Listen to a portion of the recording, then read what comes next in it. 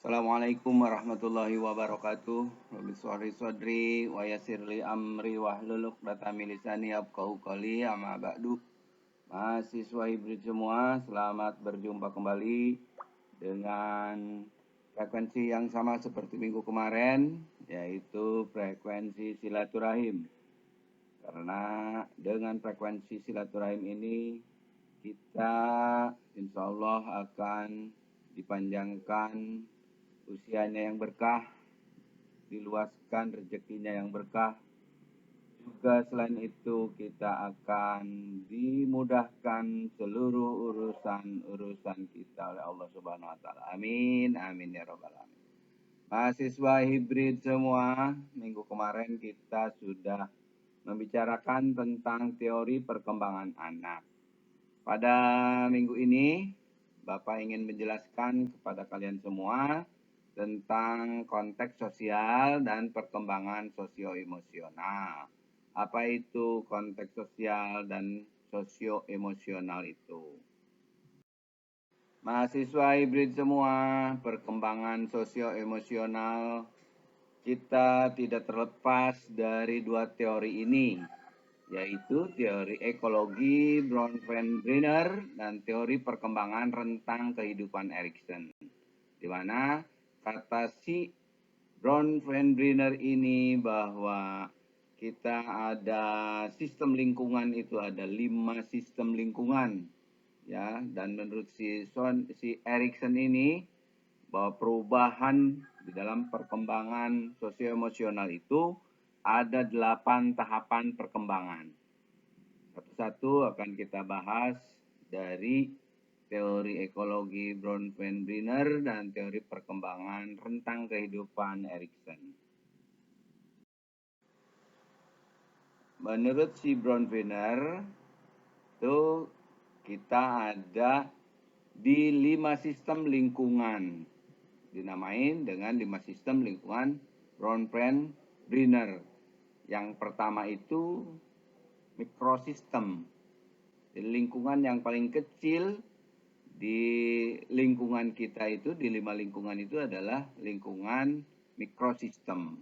Lingkungan ini tempat individu menghabiskan banyak waktu. Jadi misalnya seperti mikrosistem itu keluarga. Jadi kita di keluarga itu adalah tempatnya menghabiskan banyak waktu. Jadi dari 24 jam sehari itu mungkin di keluarga itu ada sekitar 18 atau 20 jam gitu ya. Yang lainnya kita di luar. Kemudian yang kedua, lingkungan yang kedua itu adalah mesosistem. Nah ini, kalau lingkungan yang kedua ini sudah melibatkan hubungan antara mikrosistem itu. Jadi seperti tadi, kalau mikrosistem itu adalah keluarga, maka mesosistem ini adalah melibatkan antar keluarga. Itu adalah 5 sistem lingkungan dari si Bronfenbrenner. Ada mikrosistem keluarga, kalau mesosistem itu antar keluarga. Kemudian berikutnya itu yang lebih besar lagi adalah ekosistem. Nah, ekosistem ini adalah cakupannya lebih luas dari mikrosistem dan mesosistem. Ekosistem itu pengalaman di keadaan lain di mana siswa itu tidak memiliki peran aktif, mempengaruhi apa yang dialami siswa dan guru dalam konteks tersebut, gitu ya. Kemudian 5 sistem lingkungan dari Bronfenbrenner ini ada yang namanya makrosistem. Ini melibatkan budaya yang lebih luas, faktor etnis dan sosioekonomi. Jadi tadi dari mikrosistem, mesosistem, ekosistem ini, si makrosistem ini adalah cakupannya lebih luas dari yang ketiga tadi. Dan yang lebih luas lagi dari 5 sistem lingkungan Bronfenbrenner ini adalah kronosistem. Ini mencakup kondisi sosiohistoris dari perkembangan siswa. Jadi mulai dari keluarga, kemudian dari antar keluarga, dan antar blok, begitu itu adalah kronosistem, sehingga mencakup kondisi sosiohistoris dari perkembangan siswa. Kalau lihat bagannya itu, sistem ekologi dari Bronfenbrenner ini seperti ini. Jadi yang tadi yang dimaksud dengan mikrosistem itu adalah keluarga-keluarga, ya, ini keluarga-keluarga, kemudian mesosistem itu adalah kumpulan dari keluarga-keluarga, ada tetangga, ada teman atau keluarga, ada mass media gitu ya. Kemudian lingkungan yang lebih besar lagi adalah ekosistem gitu, yang lebih besar lagi makrosistem, dan yang paling besar itu adalah tadi kronosistem. Inilah bagian dari sistem ekologi dari Brownian. Kemudian kalau dari rentang kehidupan Erikson gitu, tadi ada dua teori ya, tentang kehidupan Erikson dan apa namanya itu ekologi Brownian. Ini kalau si Erikson itu membagi 8 tahap perkembangan kehidupan dari Erikson ini. Ini ke 8 tahap itu yang pertama itu masa bayi di tahun pertama. Ini tahapannya itu adalah kepercayaan versus ketidakpercayaan. Sering kalian lihat kalau bayi itu digendong oleh ibunya, kemudian diberikan ke siapa gitu teman ibunya itu, sering kita lihat bayinya itu nangis karena bayi itu merasa tidak percaya kepada orang yang diberikan itu, yang diberikan apa namanya itu, yang mau menggendongnya itu. Ini masa bayi, masa trust, kepercayaan, dan versus ketidakpercayaan. Kemudian ada masa bayi usia 1 sampai dengan 3 tahun. Ini menurut Erikson tahapannya itu autonomi versus SEM atau DAP gitu. Ini pada usia 1 sampai dengan 3 tahun. Kemudian ada masa kanak-kanak. Ini usia 3 sampai dengan 5 tahun. Menurut Erikson itu adalah masa tahapannya itu inisiatif versus gail. Jadi anak-anak di usia 3 sampai 5 tahun itu biasanya ada mempunyai rasa inisiatifnya itu, inisiatifnya itu seperti mau membawakan air minum untuk orang tuanya gitu ya, atau dia itu berinisiatif apa namanya itu mencuci gitu. Umur 5 tahun itu sudah begitu tuh, versus dengan kemalasan gitu. Kemudian ada masa kanak-kanak menengah. Tadi itu masa kanak-kanak awal, ini ada masa kanak-kanak menengah atau akhir. Ini dari usia 6 sampai dengan usia pubertas. Itu apa namanya? Usia 10 tahun. Ini menurut tahapan si Erikson itu adalah tahapan industri versus inferiority gitu. Jadi anak-anak yang sudah 6 sampai dengan 10 tahun itu biasanya apa namanya memproduksi kata-katanya itu sudah lebih banyak lagi gitu. Kemudian ada masa remaja usia 10 sampai dengan 20 tahun. Nah, di sini menurut perkembangan teori Erikson ini pada masa remaja itu perkembangannya itu identitas versus identity confusion. Jadi pada masa remaja itu memang apa namanya manusia itu mencari identitas diri. Nah, kalau identitas dirinya itu ketemu, tapi di sini versus identity confusion. Identity confusion itu apa namanya bingung, kebingungan, identitas yang bingung. Sehingga pada masa remaja ini, kalau menurut si Erikson, kalau sudah lulus dari konflik masa remaja ini, biasanya manusia akan melewati masa-masa kritis. Karena kalau misalnya dia sudah ketemu dengan identitasnya, maka dia biasanya akan mulus, selamat ke masa depannya. Tetapi kalau misalnya dia itu sudah kebingungan mencari identitasnya itu, biasanya remaja itu atau manusia yang masih remaja itu terjerumus ke apa namanya itu pergaulan-pergaulan yang kurang sehat, misalnya pergaulan bebas, seks bebas gitu ya, atau narkoba gitu. Ini di masa-masa remaja ini karena dia tidak menemukan identitas. Begitu. Berbeda dengan masa dewasa awal, itu adalah masa 20 sampai dengan 30 tahun usianya.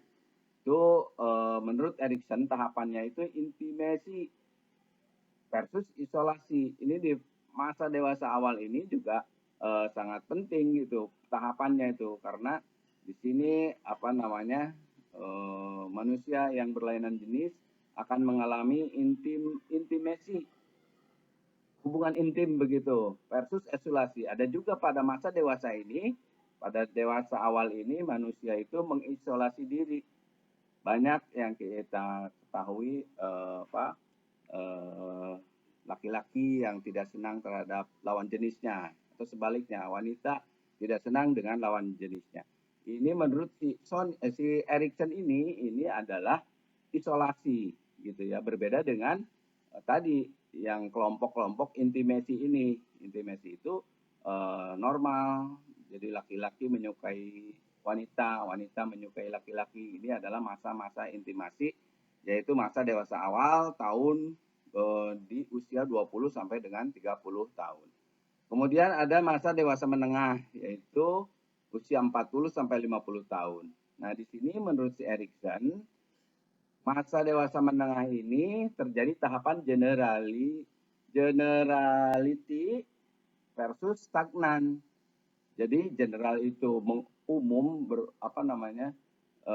memproduksi terus general gitu ya, umum, versus stagnan. Stagnan itu berhenti sampai di situ. Nah, biasanya menurut si Erikson itu usia manusia berusia 40 sampai dengan 50 tahun ini terjadi generalitas atau stagnan atau diam begitu. Di sini mungkin bisa diartikan karirnya atau rumah tangganya juga begitu, ini menurut Erikson itu. Kemudian perkembangan terakhir periode si Erikson itu yang 8 itu, yang terakhir itu adalah masa dewasa akhir, yaitu berusia 60 tahun ke atas. Itu menurut Erikson terjadi tahapan integrity versus despair. Ya, integritas itu manusia di akhir dewasa akhir ini akan mempunyai integritas.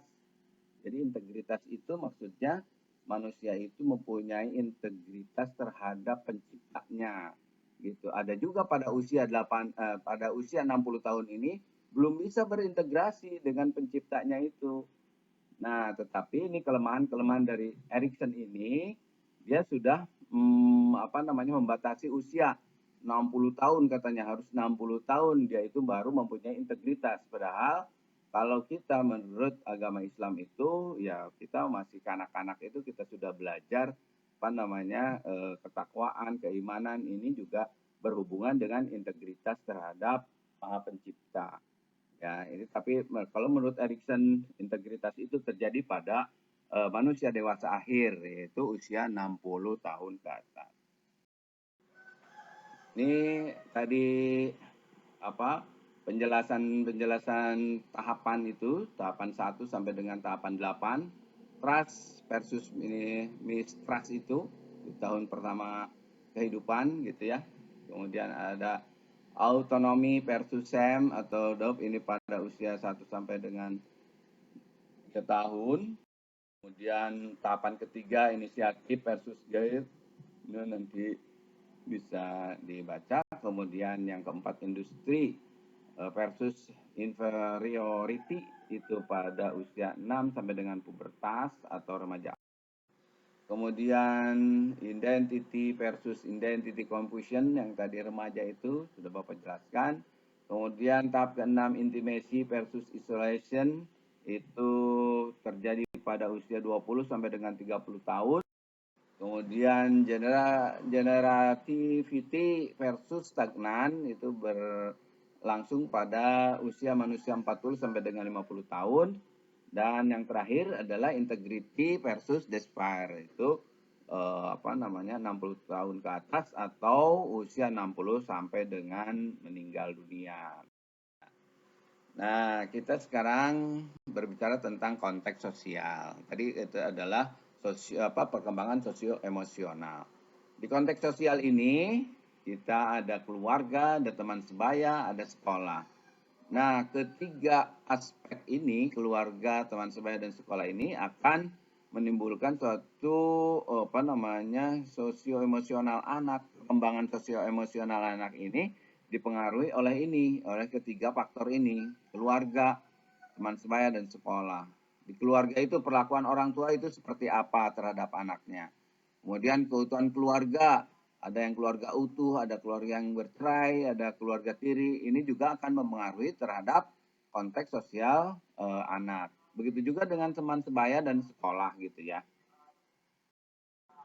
Nah, seperti contohnya itu pola asuh dari Baumrin, itu ada pola asuh otoriter, ada pola asuh otoritatif, ada pola asuh mengabaikan, ada pola asuh memanjakan. Nah, keempat pola asuh ini menurut si Baurin ini akan berdampak kepada perkembangan sosial anak. Seperti ini tadi. Dampak terhadap anaknya itu. Kalau otoriter itu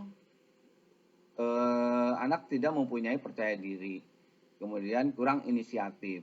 Kalau otoritatif itu dia mempunyai kepercayaan diri yang lumayan dan gembira, kemudian mandiri gitu ya. Terus misalnya pola asuh yang mengabaikan itu berdampak pada anak perilaku kurang cakap secara sosial, pengendalian diri juga buruk. Ada juga dampak terhadap anak karena pola pengasuhannya itu memanjakan. Itu nanti anaknya itu bisa egois, kemandiriannya berkurang, tidak termotivasi begitu. Itu dampak dari pola asuh anak gitu ya. Menurut Baurin itu ada 4 pola asuh anak. Nah, di sini dijelaskan itu pengaruh perceraian gitu. Terhadap anak-anak itu memang sangat kompleks, tergantung usia anak, jenis pengawasan, sosial ekonomi gitu ya, fungsi keluarga pasca bercerai gitu.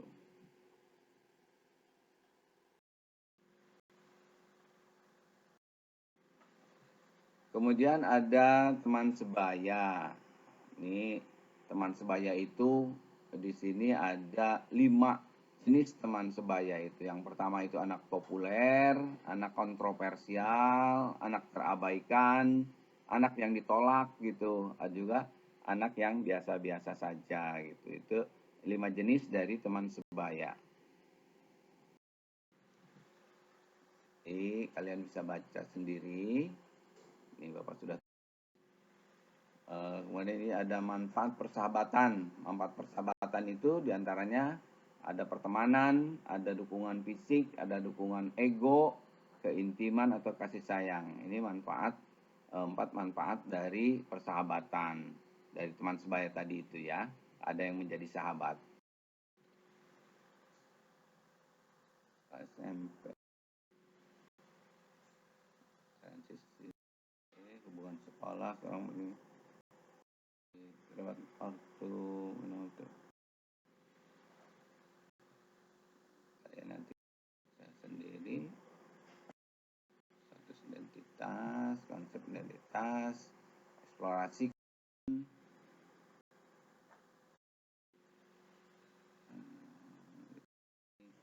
Nah, Bapak sekarang akan menjelaskan tentang perkembangan moral.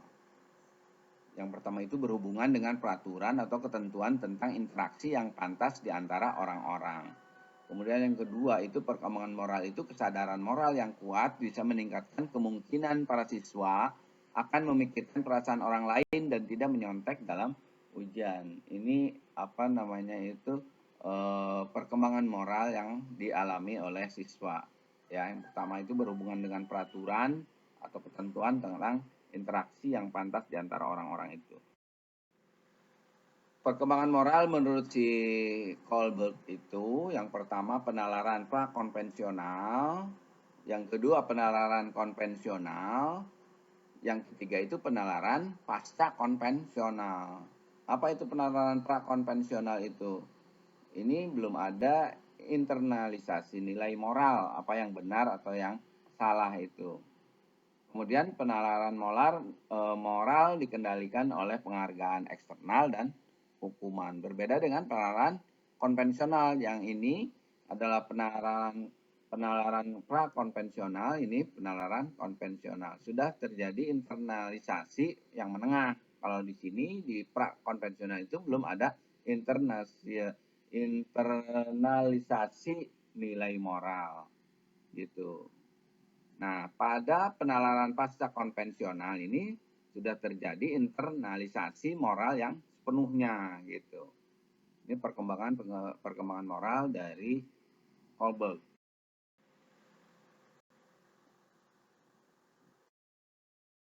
Mahasiswa semua, penjelasan dari Bapak mudah-mudahan kalian dapat mengerti dan paham, dan mudah-mudahan pertemuan kita kali ini dinilai oleh Allah Subhanahu wa taala sebagai pertemuan yang bernilai ibadah. Amin amin ya rabbal alamin. Billahi taufiq wal hidayah. Assalamualaikum warahmatullahi wabarakatuh.